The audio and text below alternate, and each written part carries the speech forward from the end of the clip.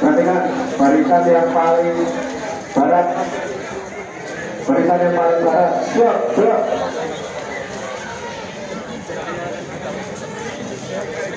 Setengah lengan, lencang kanan, gerak.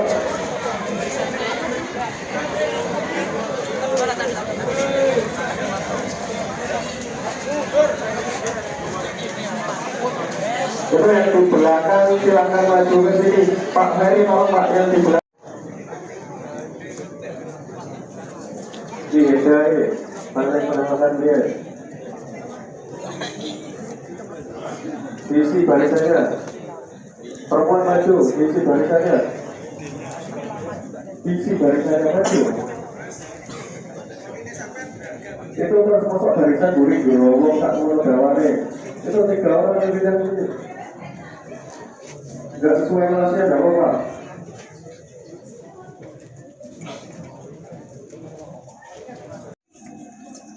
Gerak, gerak. Perhatikan barisan yang sebelah timur. Siap, gerak. Setengah lengan, lencang kanan. Gerak. Gerak, gerak. Ulangi.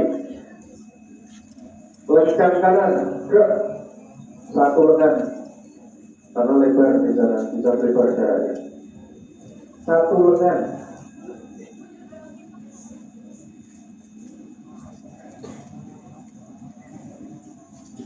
Gerak, gerak. Ini barisan yang sebelah sini, yang laki-laki itu belakang itu maju. Pembina apel memasuki lapangan apel.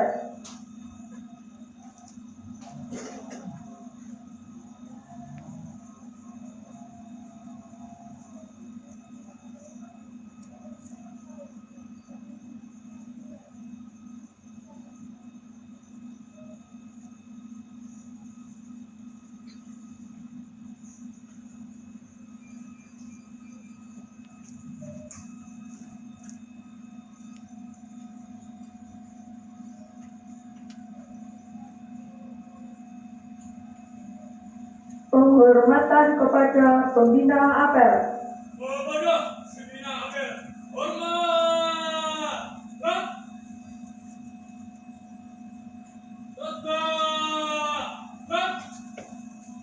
Laporan.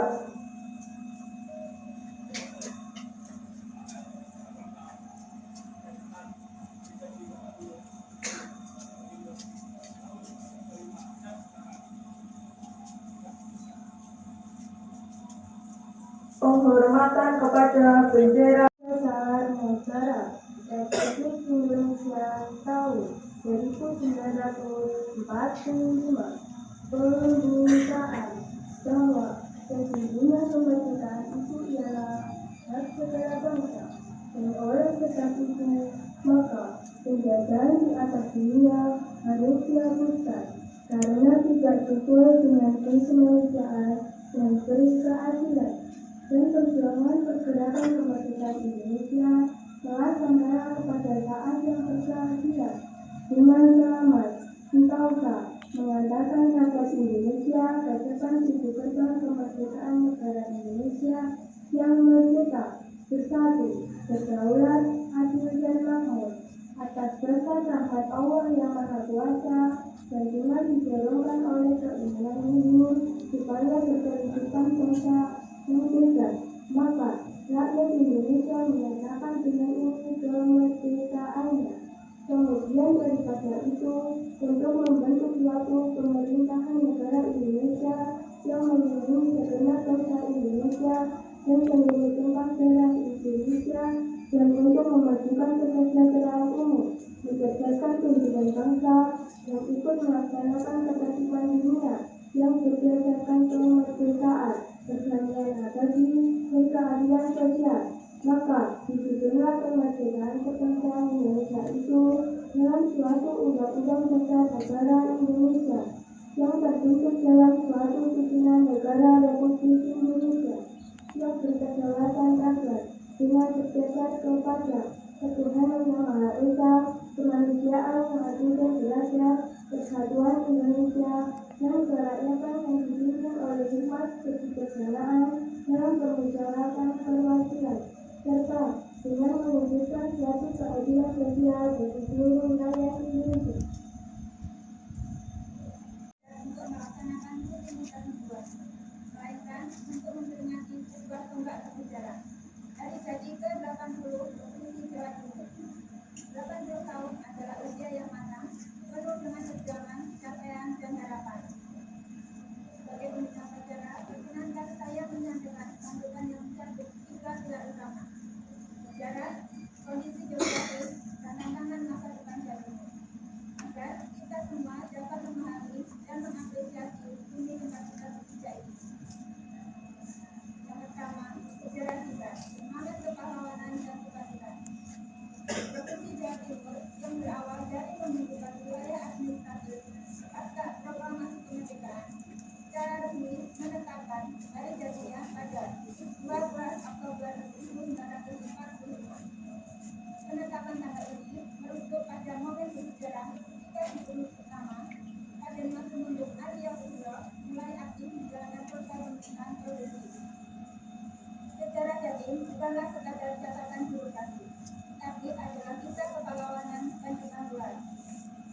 Jauh sebelum kemerdekaan, tanah ini adalah pusat peradaban besar seperti Kerajaan Majapahit yang pengaruhnya menyebar ke seluruh Nusantara. Pada masa revolusi ini, Surabaya menjadi saksi bisu pertempuran 10 November 1945, membuktikan bahwa arek-arek Surabaya dan seluruh rakyat Jatim rela berkorban demi mempertahankan kemerdekaan.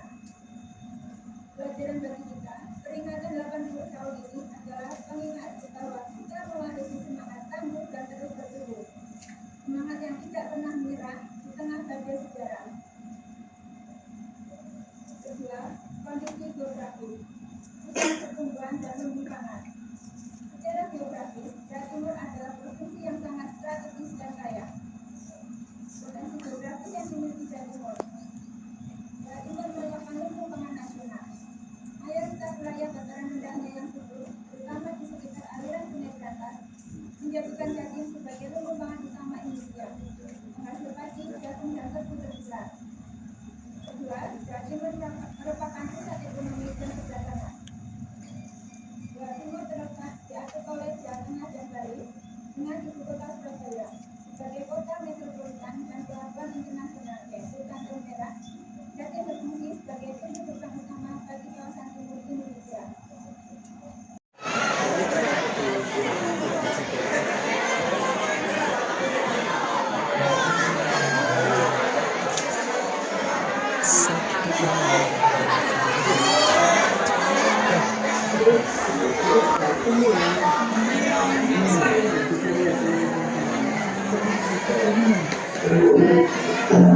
Ini video pinaka-speakernya, Bu. Speakernya mau hidup, Bu. Segera dimulai. Pasukan upacara memasuki lapangan upacara. Pasukan siap,